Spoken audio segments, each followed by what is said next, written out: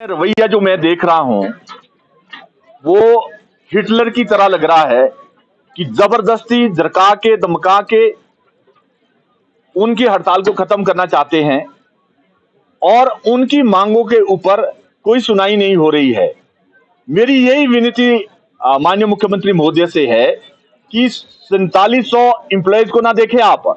हिमाचल प्रदेश की 60 लाख जनता एक महीने से विकास के कार्य के लिए तरस रही है। वो 60 लाख जनता की तरफ भी देखें आप।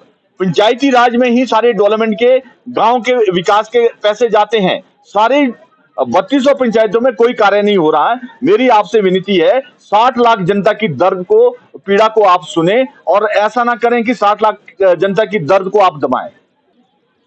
एक महीने से ऊपर टाइम हो रहा है जो हिमाचल प्रदेश में स्ट्राइक पर गए हुए हैं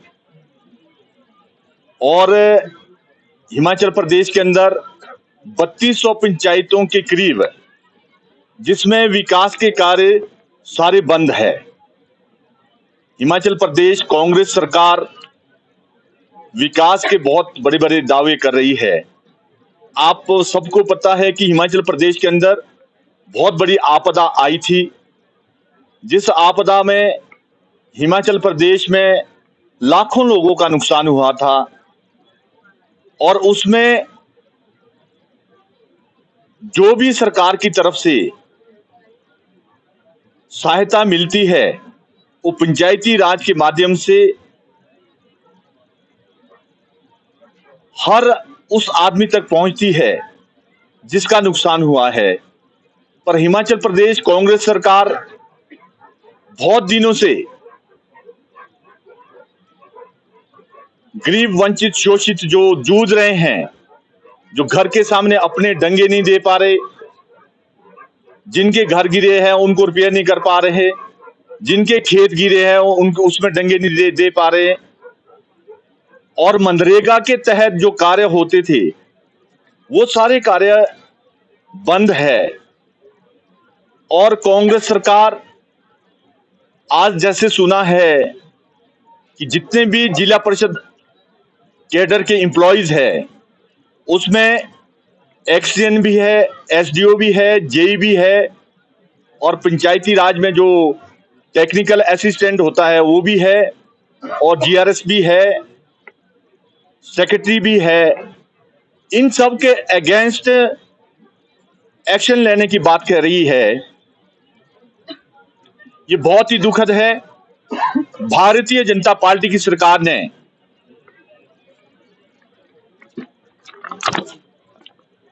20/9/2022 को एक नोटिफिकेशन निकाली थी जिसको इनको सबको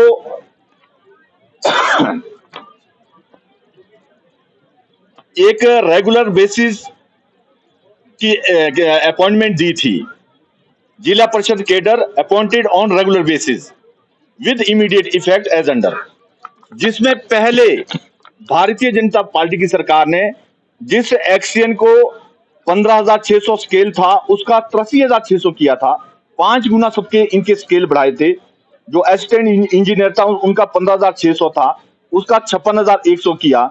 जो हेड ड्राफ्टमैन है उनका 10,300 से 43,000 किया था। जो जूनियर इंजीनियर है उनका 10,300 से 38,500 किया था।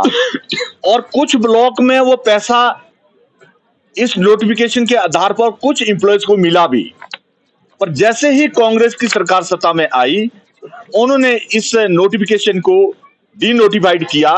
और इसमें जो फर्क है, पंचायत में कुछ पंचायतों में रूरल डेवलपमेंट के एम्प्लॉयज है उनको सैलरी रेगुलर एम्प्लॉयज की मिल रही है। काम जो जिला परिषद के एम्प्लॉयज है और रूरल डेवलपमेंट के एम्प्लॉयज है दोनों का वर्क एक है, सेक्रेटरी का वर्क दोनों का एक है और जूनियर इंजीनियर का एक है और एसडीओ का एक है और एक्सीएन का एक है और पंचायत सेक्रेटरी का एक है और साथ में जितना टेक्निकल असिस्टेंट का एक है। वर्क एक है और जो सैलरी है उसमें इतना डिफरेंस है, बहुत ज्यादा डिफरेंस है। हमारी गवर्नमेंट ने इसीलिए इनको रेगुलर बेसिस की अपॉइंटमेंट दी थी और सैलरी भी रेगुलर बेसिस पर की थी। और मैं हिमाचल प्रदेश कांग्रेस सरकार से और माननीय मुख्यमंत्री और मंत्री महोदय से यही विनती करना चाहता हूं कि हिमाचल प्रदेश में एक बहुत बड़ी आपदा आई है और उस आपदा में पंचायत हिमाचल प्रदेश के 3200 पंचायतें कार्य नहीं कर रही है। सब गरीब वंचित शोषित सुबह से शाम तक पंचायतों के चक्कर काट रहे हैं और किसी को भी जो सरकार से कोई सुविधा मनरेगा से सेंट्रल गवर्नमेंट से जो सैंक्शन आती है, किसी के कोई कार्य नहीं हो रहे हैं। मेरी सरकार से ये विनती है कि आप तुरंत इस हड़ताल को खत्म कराएं और पंचायती राज जो ये हमारे जिला परिषद कैडर के जो एम्प्लॉइज है इनसे बात करके इनकी जो मांग है उसको मानकर और इस हिमाचल प्रदेश में जो आपदा में सारे कार्य रुके हैं वो सुचारू रूप से चले।